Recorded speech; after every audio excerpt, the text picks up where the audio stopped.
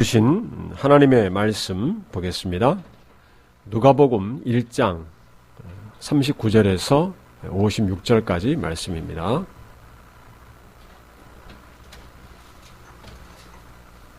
이때에 마리아가 일어나 빨리 산중에 가서 유대 한 동네에 이르러 사가랴의 집에 들어가 엘리사벳에게 문안하니 엘리사벳이 마리아의 문안함을 들으매 아이가 복중에서 뛰노는지라. 엘리사벳이 성령의 충만함을 입어 큰 소리로 불러 가로되 여자 중에 네가 복이 있으며 네 태중의 아이도 복이 있도다. 내 주의 모친이 내게 나아오니 이 어찌된 일인고.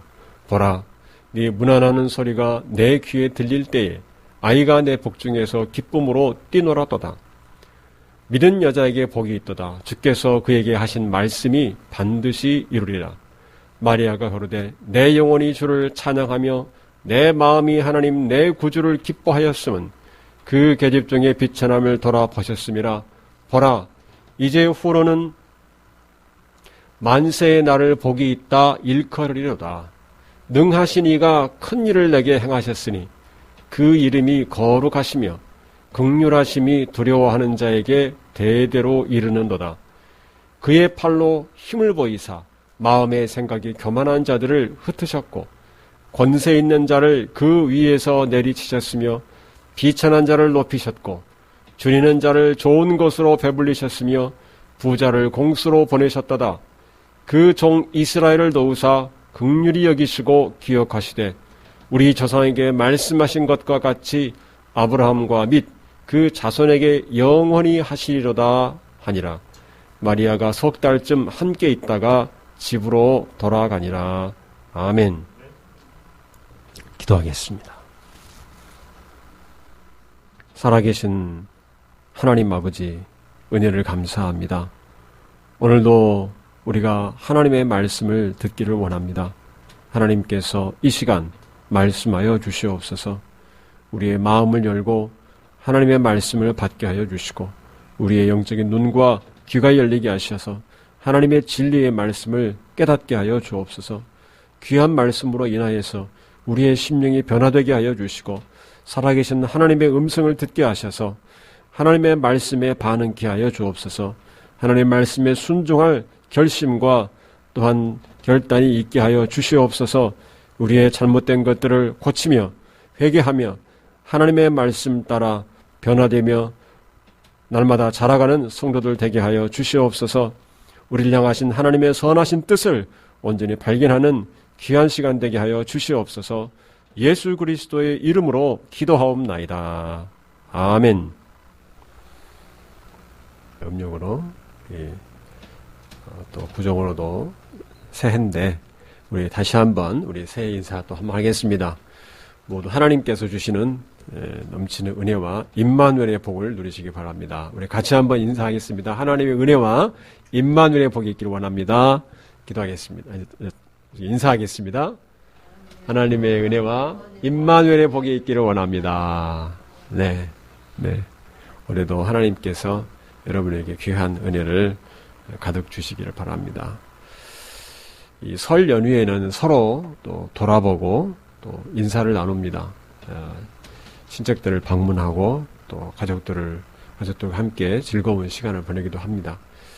사람이 서로 돌아보고 또 관계를 맺고 함께 살아간다는 것은 참 귀한 것입니다. 인간은 혼자 살 수가 없습니다. 그래서 서로 도우면서 의지하고 살아갑니다.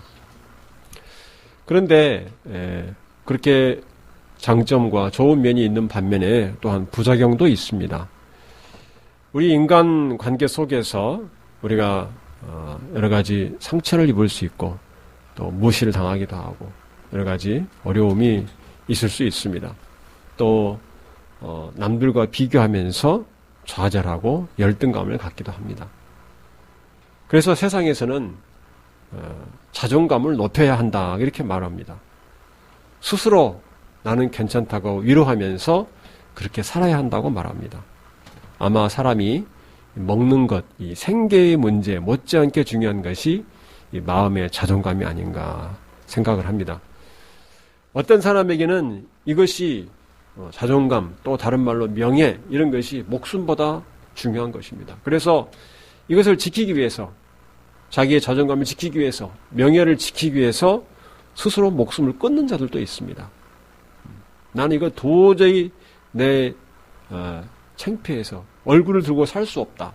그래서 스스로 목숨을 끊는 자들도 있습니다. 이처럼 중요한 것이기도 합니다.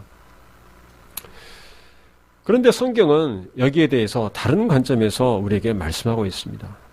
인간의 마음은 거짓되고 만물보다 부패하다고 말합니다. 인간은 태어나면서부터 죄인이라고 말합니다. 죄악 중에 탄생했다.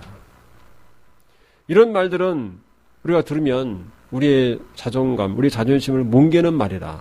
정말로 그런 철저하게 우리의 자존감을 뭉개는 말이다. 이렇게 할 수 있습니다. 그런데 하나님의 말씀이 정확합니다. 우리는 그 하나님 말씀 앞에 우리를 비춰봐야 됩니다. 세상에서 이런 자존감이 없이는 살아갈 수 없는 우리들을 위해서 하나님이 무슨 일을 하셨을까요? 무슨 큰 일을 하셨을까요? 바로 예수 그리스도를 보내신 것입니다. 지난 시간에 우리가 앞선 본문을 통해서 살펴본 바와 같이 천사가 마리아에게 전해진 소식은 놀라운 소식이었습니다. 하나님의 능력이 자신을 덮을 것이고 거룩한 하나님의 아들이 자신을 통해서 태어날 것이라는 이러한 말씀이었습니다. 자기가 사람들로부터 오해를 받고 큰 위험에 처할 수도 있는 그런 상황이었지만 마리아는 그 말씀을 믿고 말씀대로 이루어지이다. 이렇게 인정을 했습니다. 이렇게 믿음대로 사는 삶은 복된 삶입니다. 오늘 본문 말씀은 하나님께서 메시아를 보내시는 이 일이 얼마나 복되고 영광스러운 일인가, 이것을 마리아와 이 엘리사벳을 통해서 증거해 주고 있습니다. 마리아는 천사를 통해서 이 엘리사벳에게도 아이가 태어날 것이라는 말씀을 듣고 그 집을 찾아갔습니다. 나이가 많아서 아이를 낳을 수 없다고 생각되는 그 엘리사벳이 이미 아이를 가졌다. 벌써 6개월이 되었다. 이 말을 듣고 마리아는 확인하고 축하하기 위해서 그 집을 찾았을 것입니다. 그리고 그 엘리사벳이 아이를 가졌다는 그 말을 듣자 그 엘리사벳이 아이를 가지게 된 것도 하나님의 능력으로 된 것인 것을 금방 깨닫게 되었습니다. 지극히 높으신 하나님께서 두 사람에게 하신 일은 사실은 엄청난 사건입니다. 마리아는 일어나서 빨리 엘리사벳을 찾아서 문안을 했습니다. 그리고 그 마리아가 엘리사벳을 찾아온 그 현장이야말로 성령이 충만하고 복이 있는 곳이 되었던 것입니다. 하나님의 말씀은 그 말씀을 믿음으로 받아들인 곳에 하나님께서 임하시고 성령이 역사하신 것입니다. 누가는 이 사건을 기록하면서 이 사건을 통해서 이 모든 일들이 하나님께서 하신 일인 것을 자세하게 묘사하고 있습니다.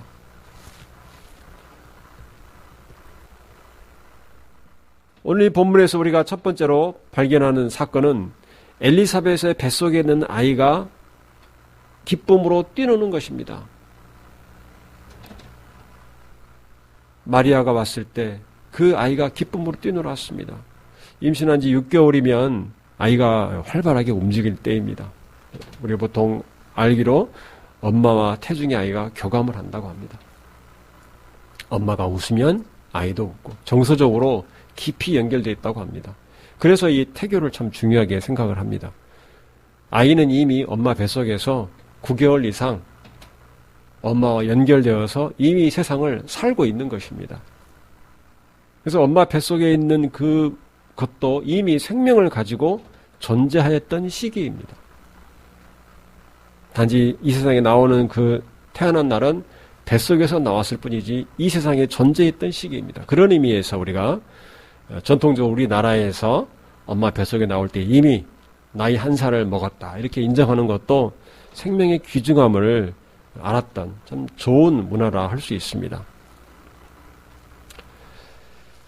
그런데 이 엘리사벳이 마리아가 와서 문안하는 말을 듣자 아이가 뱃속에서 뛰노는 것이 평상시와 달랐음을 알게 되었습니다.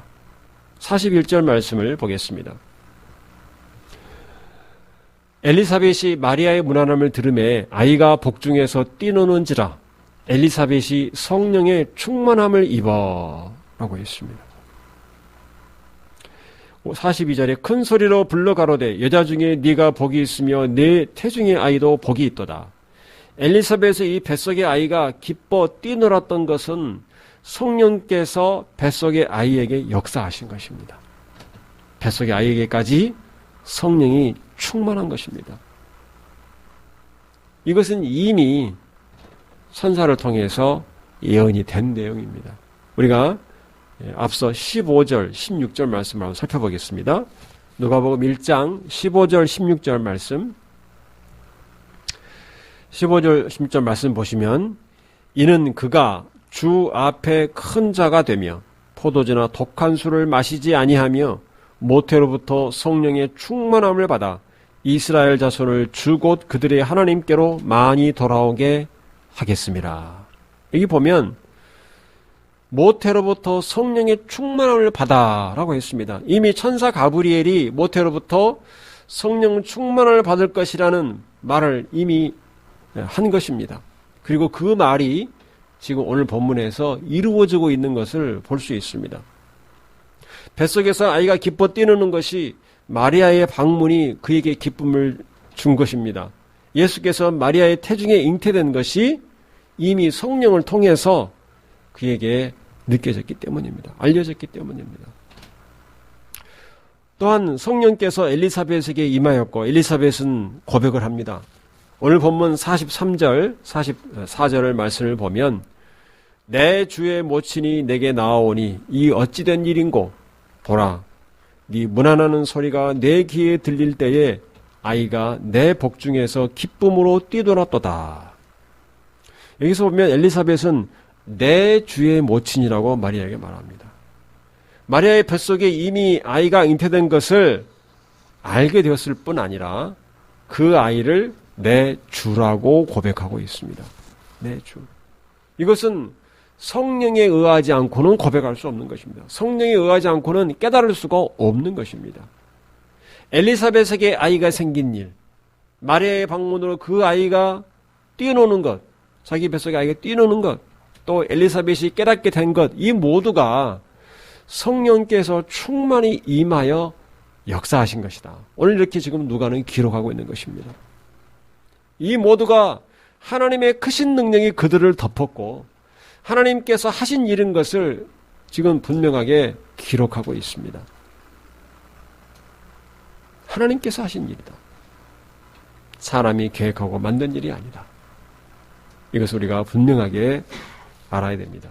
엘리사벳은 또 마리아를 축복합니다. 45절 말씀 보면 믿은 여자에게 복이 있도다. 주께서 그에게 하신 말씀이 반드시 이루리라. 하나님이 하시는 일은 우리가 믿음으로 받아들여야 하는 것입니다. 우리는 그 일을 믿는 것이 아니고 하나님을 믿는 것입니다. 하나님을 믿는 것. 단지 엘리사벳이, 나이 많은 엘리사벳이 노년에 아이가 생긴 그것이 신기한 일이 아니고 하나님께서 역사하여서 일어난 일인 것을 믿는 것입니다. 엘리사벳이 가깝게 지내는 마리아가 반가운 감정이 자기 그 감정이 태중의 아이에게 전달되어 아이가 뛰는 것이 아니라 마리아의 태중에 잉태된 아이가 하나님의 아들인 것이 성령을 통해서 그 아이에게 느껴졌기에 뛰어놓은 것입니다. 기쁘게. 성령이 충만하면 우리는 하나님께서 하신 일을 깨달을 수 있습니다. 깨닫게 하시기 때문입니다. 사람의 논리와 사람의 말과 여러 합리적인 그런 이론으로 설명할 수 있는 것이 아닙니다. 그래서 그것을 하나님께서 하신 일로 믿는 것이 복된 것입니다. 이 믿음을 가지는 것이 복된 것입니다. 하나님께서 성령으로 말미암아 잉태하게 하셔서 예수 그리스도를 태어나게 하셨다. 이 믿음을 가지는 것이 복된 일인 것입니다. 이 믿음이 없는 것은 참으로 불행한 것입니다.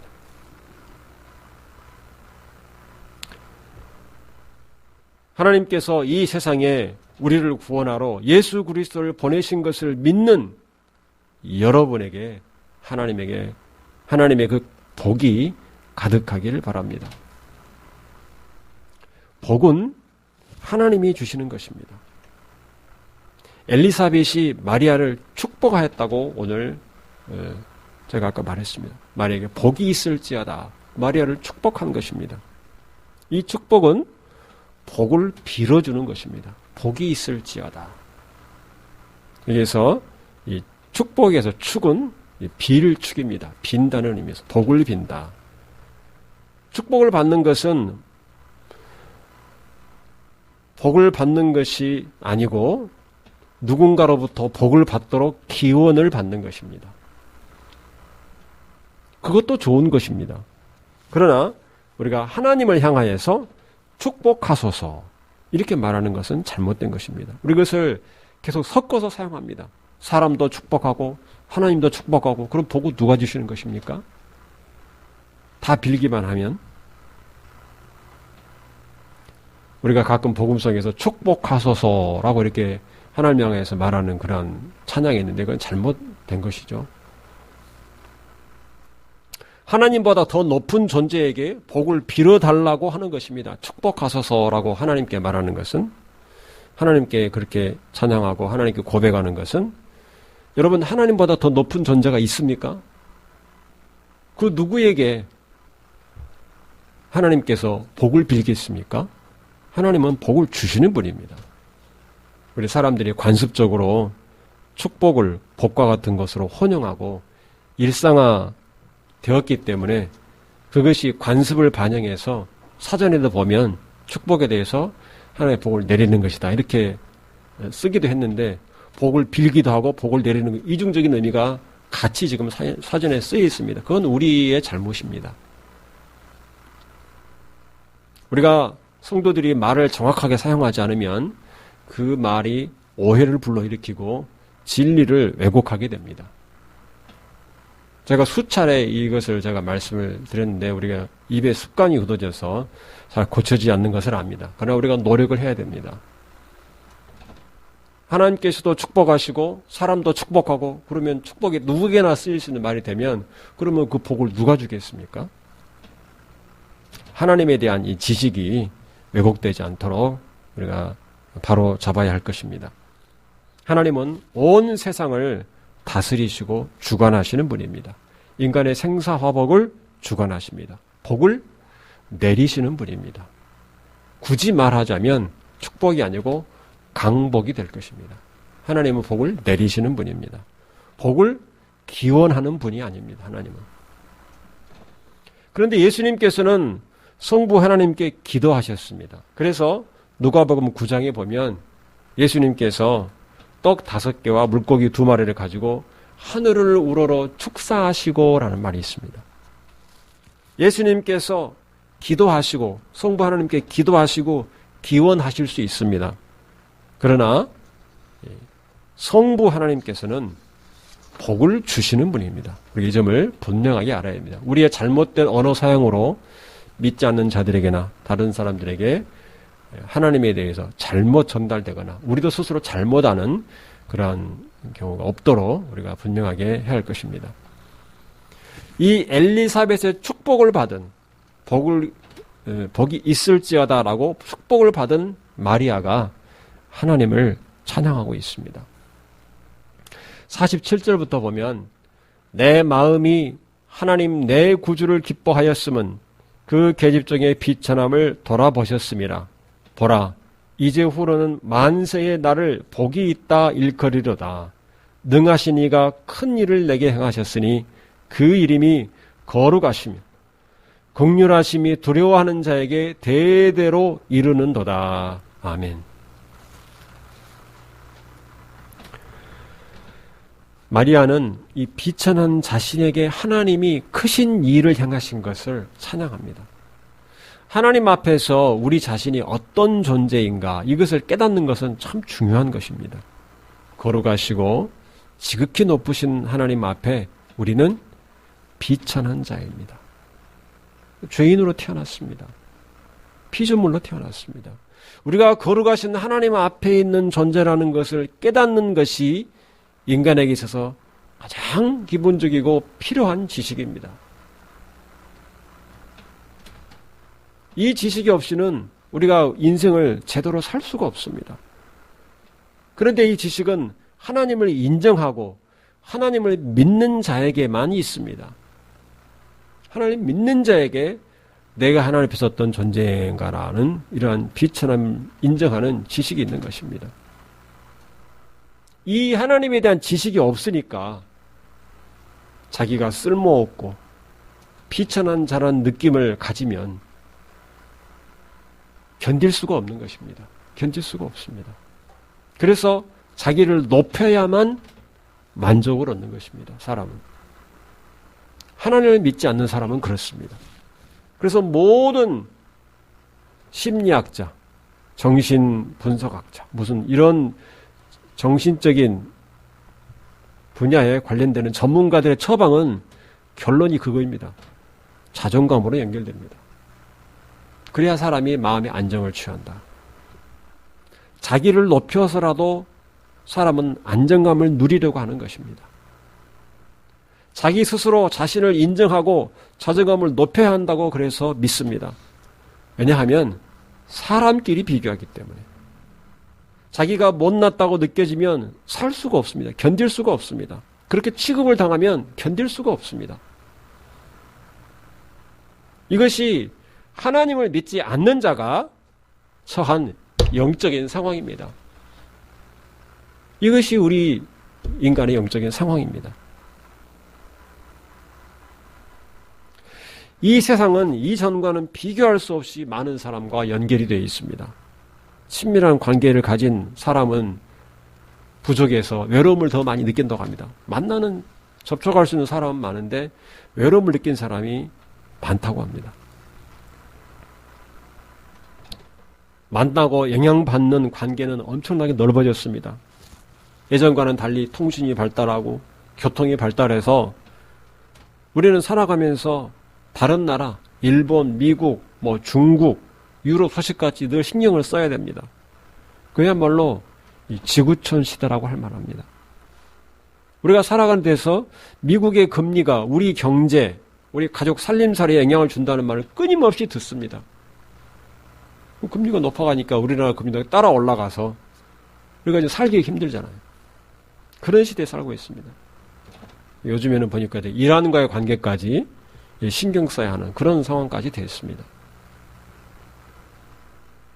예전에는 작은 마을에서 살았던 사람들이 이제는 TV와 인터넷과 수많은 매체와 광고를 통해서 남과 자신을 비교하고 또 비교당하고 그렇게 살고 있습니다.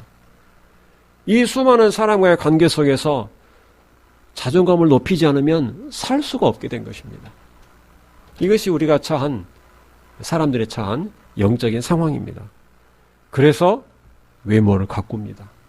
성형수술을 하고 명품 옷으로라도 자기를 높여야 되고 과시해야 되고 돈으로라도 사람들에게 갑질을 해야 자기의 만족감을 얻고 권력을 사용해서 다른 사람을 눌러야 마음의 만족감을 얻습니다. 자동차라도 좋은 것을 타야 다른 사람들의 시선으로부터 나를 보호하고 자존감을 높이는 것입니다. 학력을 높이고 높은 권력자와 인맥을 쌓아가려고 하는 것입니다.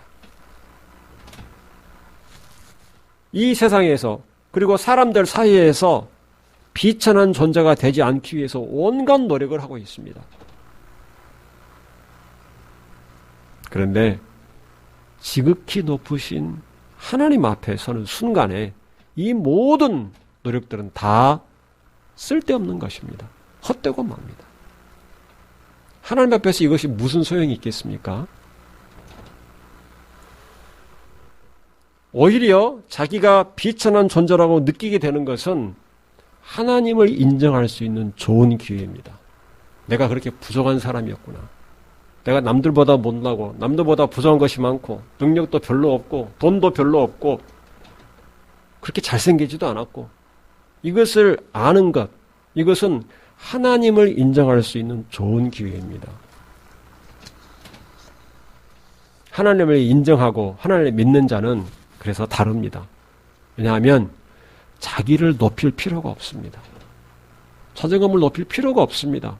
하나님 앞에 서는 사람은 지극히 높으신 하나님께 인정을 받으면 그것으로 마음에 평안을 누리기 때문입니다. 사람들로부터 무시당하고 그것 때문에 내가 마음에 상처 입을 이유가 없습니다. 그들에게 인정받으면 하나님께서 나를 인정해 주시는데 하나님께서 함께 하심만으로 충분한 것입니다. 이것이 믿는 성도입니다. 그렇지 않다면 우리는 하나님이 함께 하시는 것이 얼마나 귀한 것인지 잘 모르고 있는 것이고 하나님을 인정하고 믿는 이 믿음이 참으로 약한 것입니다. 우리는 세상에서 인간관계 속에서 무시당할 때 자존심에 상처를 입습니다. 상대방에게 인정받지 못했다는 것 때문에 그렇습니다. 개인적인 어려움을 당하고 일이 잘 안 되고 또 남과 비교해서 좌절하고 괴로워합니다.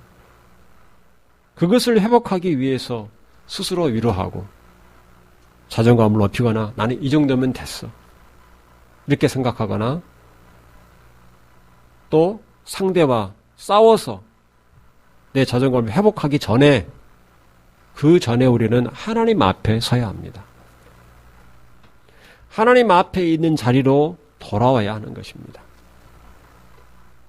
우리가 하나님 앞에 있을 때 그때 우리는 우리의 참 모습을 알게 됩니다. 내가 아무리 내 스스로에게 나는 괜찮은 사람이다. 나는 이 정도면 됐다. 이렇게 아무리 세뇌를 시켜도 우리의 참 모습은 달라지지 않습니다. 하나님 앞에서 우리의 모습은 그대로입니다. 우리가 만족감을 얻기 위해서 거울을 봅니다. 그렇죠? 거울을 봅니다. 우리가. 거울을 보면 거울은 어떻습니까? 있는 그대로 우리의 모습을 그냥 반사해 줄 뿐입니다. 그런데 우리는 어떻습니까? 거울을 보면서 여기저기 머리도 다듬고 옷도 다듬고 또 바꾸어 보고 옷도 바꿔 입어 보고 거울에 비친 그 모습을 보면서 만족을 얻으려고 합니다. 그 만족을 얻기까지 계속 바꿔갑니다. 그런데 그렇게 해서 우리의 겉모습은 달라지는데 우리의 속사람이 달라지겠습니까?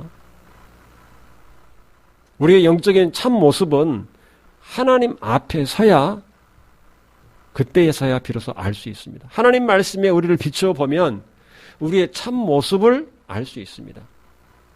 그런데 그 말씀 앞에 우리를 제대로 비추지 않고서 그냥 스스로 괜찮다고 자존감만 높이고 있으니 진짜 자기의 모습을 알 수가 없는 것입니다.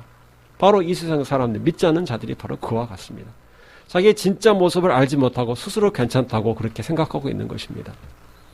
마치 벌거벗은 임금님이라는 동화에 나오는 그 임금님 왕처럼 자기가 어떤 존재인가를 알지 못하는 것입니다.